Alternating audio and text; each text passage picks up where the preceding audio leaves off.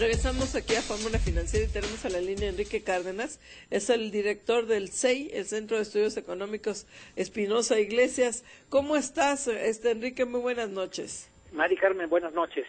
Oye, Enrique, cuéntanos sobre estos estudios que están ustedes sobre lo que es el mal manejo de la deuda de los estados, lo que está pasando aquí, sobre todo en el caso de Veracruz, que es una tragedia. Cuéntanos.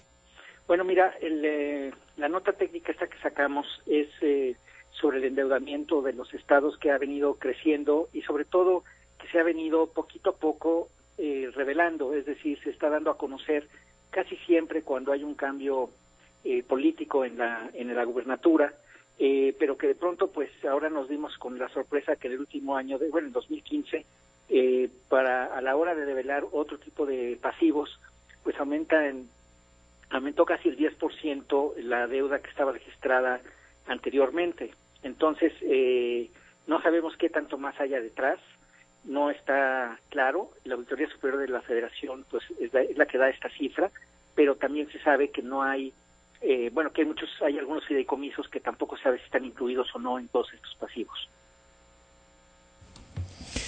Sí, ¿cómo estás? Muy buenas noches, Enrique. Te saluda Marco Antonio Mares. ¿Cómo estás? Marco Antonio, buenas noches. Muy bien, muchas gracias. Igualmente, Enrique, nos hablas de este tema que es bien importante, porque hasta ahora lo que escuchamos de parte de la autoridad es que la deuda subnacional, la deuda de los estados, no representa un riesgo sistémico, porque se refieren a esta deuda como la deuda registrada ante la Secretaría de Hacienda y Crédito Público. Sin embargo, hay otras deudas que no se registran como tales y que tienen una dimensión creciente. Cuéntanos las dimensiones y los montos para que nos demos una idea de por qué sí podría representar un problema, si no sistémico, sí un problema serio para la economía nacional, la deuda de los estados. Pues sí, mira, efectivamente, quizás en términos sistémicos, 3.5, 4% del PIB no haría demasiada diferencia, pero cuando lo ves a nivel estatal, donde una buena parte de los pocos ingresos locales que tienen los estados son comprometidos a veces por 20, 25 años en un 40, 50, 60, 70%, pues le quita mucho margen de maniobra a las siguientes administraciones. Y bueno, llegan los casos tan dramáticos como el de Veracruz, donde hay de plano hasta desfalco. Pero no solamente se trata de que está escondida cierta deuda, sino que además está envuelta en mucha opacidad. No se sabe en qué se está gastando, o si se sabe, no se sabe cuáles son los contratos ni las condiciones necesariamente, y esto pues da lugar a muchas interpretaciones. Por ejemplo, en términos de deudas en los fideicomisos estos que se hicieron para proyectos por pago de servicios, en los proyectos pues puede caber cualquier tipo de cosa, desde materiales hasta campañas publicitarias. Entonces, uno dice, bueno, ¿cómo se controla eso? No hay escrutinio público, y por el otro lado, ni siquiera lo aprueba el Congreso del Estado en algunas de esas instancias. Eso es lo que preocupa mucho, Marco, y ahí uno ve que, por ejemplo, en el caso de Puebla, de una deuda reportada por el gobierno del Estado en su último informe, y que coincide con lo que reporta la Secretaría de Hacienda, se hablaba de 8.609 millones en el 2015, y la auditoría acaba de sacar hace un par de semanas que el total de pasivos llega a 24.655. Entonces estás hablando casi de 1 a 3, ¿no? Y eso pues sí es preocupante. Es el caso más notorio en ese sentido, pero Michoacán también, 17.000 millones de pesos en la deuda reportada a Hacienda, y sin embargo el total de pasivos según la ASF son 31.000 millones de pesos, es decir, casi el doble. Entonces sí son casos muy fuertes, y que pues después ponen en entredicho dificultades a las autoridades locales, y que después van a la Federación a pedir el apoyo, cuando en realidad a veces algunas de estas deudas incluso ni siquiera han pasado por la autorización del Congreso. Sí, desde luego es un barril sin fondo a veces este tema de los gobiernos estatales. Enrique, te saluda José Yuste. Ya habíamos avanzado mínimamente en un tema de contabilidad para entender que se pueden las contabilidades similares, las de finanzas estatales a finanzas nacionales, pero falta mucho más. ¿Qué es lo que falta realmente para empezar ya a evitar todos estos excesos que estamos viendo en los gobiernos estatales?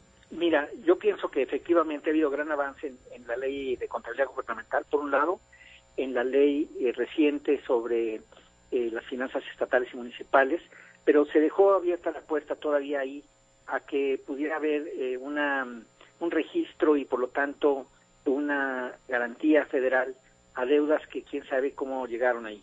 Entonces ese es un primer punto que sí se debería de avanzar. Y segundo, me parece a mí que ya que hay algunos amparos interpuestos en contra de este tipo de fideicomisos y que son claramente inconstitucionales, de acuerdo con el artículo 134, fracción octava de la Constitución, me parece que la Suprema Corte de Justicia pudiera atraerlos para de una vez por todas hacer claro que ese tipo de fideicomisos que no son claros, que no cumplen con los mínimos que establece la propia Constitución, pues deberían de detenerse.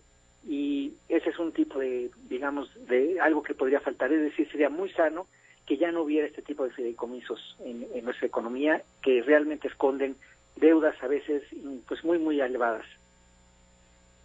El problema ahí, Enrique, es que prácticamente lo estamos viendo en todos los que se están yendo.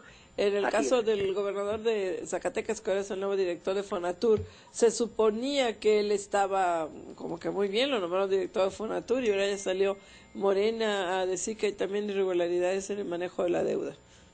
Sí, es que es lo que te digo, Mari Carmen, que hay estas deudas que no se consideran deudas porque cambiaron las leyes estatales hace algunos años, en donde dicen, pues estos PPS, por ejemplo, simplemente no son deuda, por lo tanto se meten en un fideicomiso privado, se comprometen los los ingresos de nómina por el tiempo que sea necesario mientras haya proyectos de esa naturaleza, no tienen límite, y quien autoriza esos proyectos pues es el secretario de Finanzas del Estado, imagínate.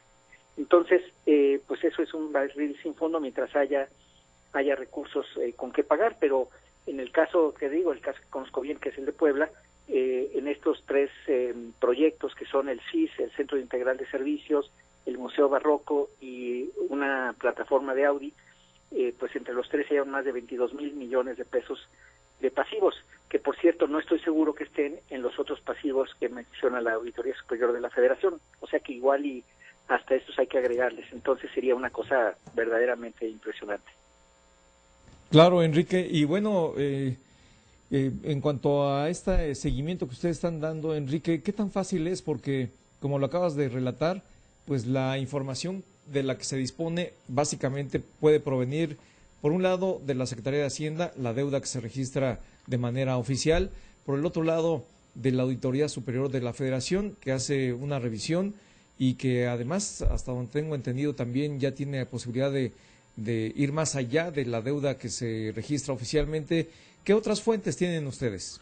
Mira, pues realmente están las cuentas públicas de los estados, que es la fuente de información de la ACF para estos pasivos totales, pero aún ahí no se está seguro de que esos sean todos.